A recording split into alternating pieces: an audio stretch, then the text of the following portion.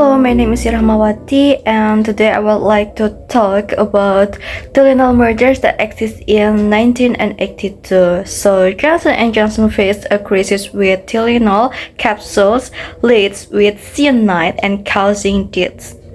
They immediately called 31 million bottles, implemented tamper-resistant packaging, and launched a PR campaign. Their swift and transparent response to restore trust of the customers and then demonstrating a commitment, safety, and effective cross management.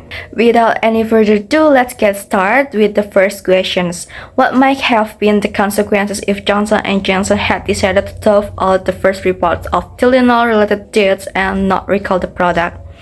So, if Johnson & Johnson had decided to tough out the first reports of Tylenol-related deaths and not recall the product, the consequences could have been severe.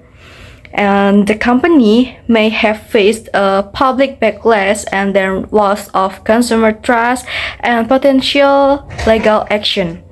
The crisis could have escalated, leading to a significant financial loss and long-term damage to the company's brand reputations.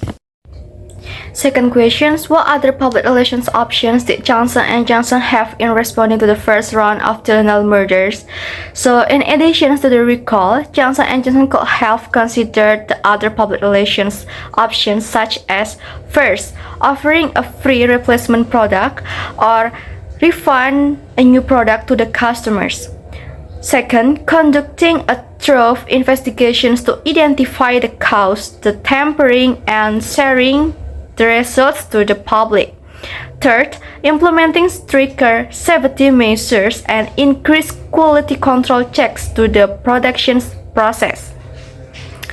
Fourth, launching a public awareness campaign to educate the customers how important product safety is. What do you think the company made a wise decision by reintroducing extra-strength Tylenol? Reintroducing extra-strength Tylenol was a wise decision made by Johnson & Johnson's company because the company had taken steps to improve the product safety and packaging, which helped to regain customers' trust and confidence. By implementing tamper-resistant packaging and launching an extensive public relations campaign to reassure customers its product safety. Third, in light of the response of other companies not to move precipitously when faced with a crisis, do you think Johnson & Johnson should have acted quickly to remove the Tylenol product when the second round of Tylenol murders occurred in 1986? So the answer is Johnson & Johnson's quick response to the second round of Tylenol murders in 1986 was appropriate, as the company who had learned from the previous crisis and acted swiftly to protect the public.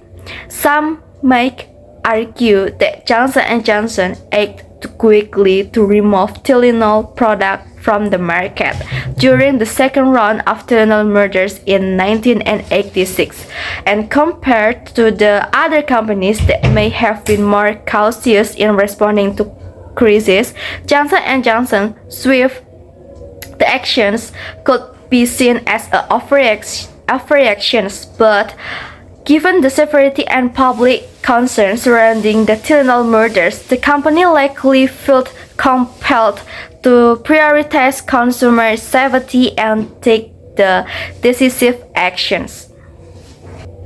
Fifth, what specific lessons can be derived from the way in which Johnson & Johnson handled the public relations aspects of these tragedies? The lessons that can be derived from Johnson & Johnson's handling the public relations aspects of the Tylenol crisis include: first, acting quickly and transparently in a crisis situations. Second, prioritizing consumer safety above all else. Third, being prepared to bear the short-term costs in the name of consumer safety. And third, maintaining open communications with the public and the media. Sixth, What was the media environment when the Tylenol crisis occurred, and how might the results have differed if the crisis occurred today?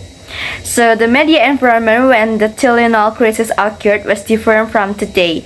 There were fewer communications channels and less immediate access to information. However, the crisis still received extensive media coverage, which helped to spread the news quickly, and for the results might have differed if the crisis occurred today due to the proliferation of social media and then instant communications channels and heightened public expectations for companies to respond quickly and transparently to the crisis. What do you see the information that Johnson & Johnson offers for the customers on the Tylenol website at www.tylenol.com, and how do these sections demonstrate Johnson & Johnson's concern for customers? How do you think Johnson & Johnson would use this website to communicate with the public if new health scares surfaced? So Johnson & Johnson's Tylenol website at www.tylenol.com offers various resources for customers, including care cards, house calls, and FAQ sections. These sections demonstrate Johnson & Johnson's concern for customers by providing information on the product safety, usage, and availability.